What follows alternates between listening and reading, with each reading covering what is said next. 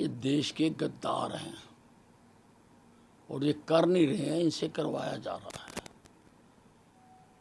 और जयचंद तो हमेशा रहे हैं देश में, वो कई तरीकों से सेना का मनोबल गिराना चाहते हैं। कभी राइफल जो वर्ल्ड का टॉप फाइटर एयरक्राफ्ट है,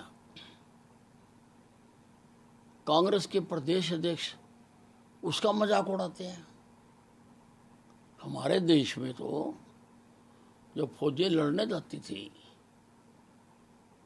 तो उनको उत्साहित किया जाता था,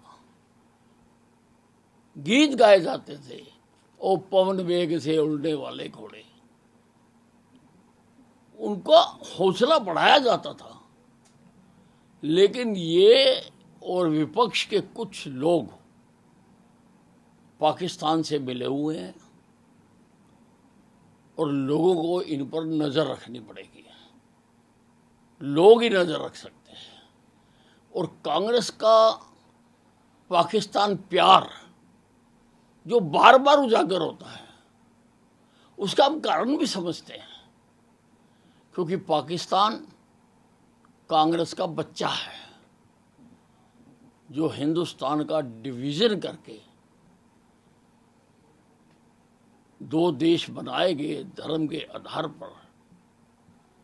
तो पाकिस्तान को तो कांग्रेस ने बनाया है और हर माँ बाप बच्चा से काला कलूटा हो, चाहे नाक बहरा हो, लंगड़ा हो, बेंगा हो, उसको अपने बच्चे प्यारे ही लगते हैं।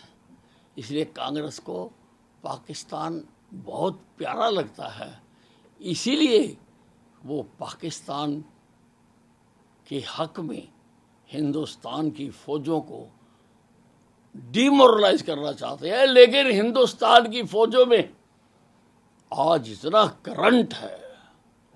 आदरणीय प्रधानमंत्री नरेंद्र मोदी जी और गृह मंत्री अमित शाह जी, डिफेंस मिनिस्टर राजनाथ सिंह जी की जो आवाज है, जो वो दावा कर रहे हैं, वो फौजियों में करंट बनकर तोड़ रहा है। और फौजी इंतजार में हैं कि कब मौका मिले और हम पाकिस्तान के छक्के छुड़ा दें। लेकिन वही महबूबा मुफ्ती ने कहा है कि आर्मी को अब पकड़ धकड़ बंद कर देनी चाहिए, अब यहाँ शांति। देखिए, आर्मी को क्या करना चाहिए, ये उसको करने देना चाहिए। प्रधानमंत्री जी ने जब कह दिया कि आर्मी खुद डिसाइड करे, फिर ABCD नेता क्या है? जो प्रधानमंत्री जी ने कह दिया कि let them decide when to hit, where to hit, तो ये अब सेना को करने दें।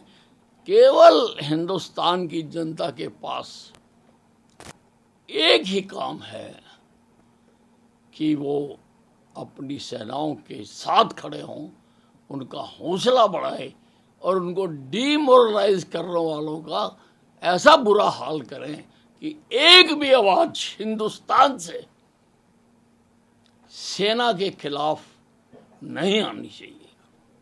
क्या कैसे देखते हैं इसको, क्या कहेंगे? देखिए, हमने तो पहले भी दोनों लड़ाइयाँ देखी हैं, 65 भी देखा है, 71 भी देखा है।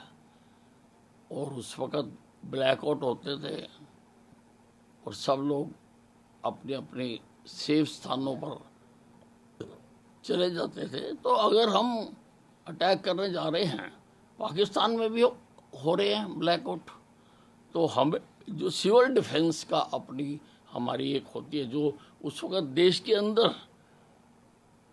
काम करती है और सारे महत्वपूर्ण चीज़ों को देखती है, तो उसको एक्टिवेट करना बहुत ज़रूरी है। इसीलिए मॉक ड्रिल कराई जा रही है।